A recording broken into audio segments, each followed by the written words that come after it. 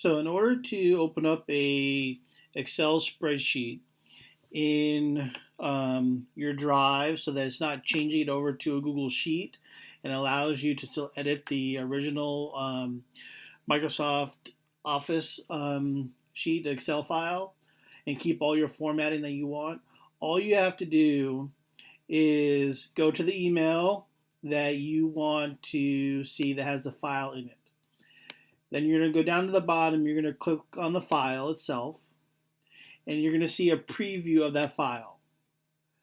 At this point, you're going to click on Open with Google Sheets. This is not going to change your file over to a Google Sheet unless you have it marked in your drive to automatically transfer it over.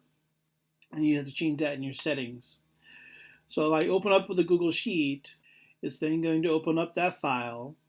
And once it's finished loading, you're now going to be able to have that file in there, and it's going to be accessed through that file. So now whatever you edit on here will now be allowed to automatically be changed on that original file. You'll be able to share that file.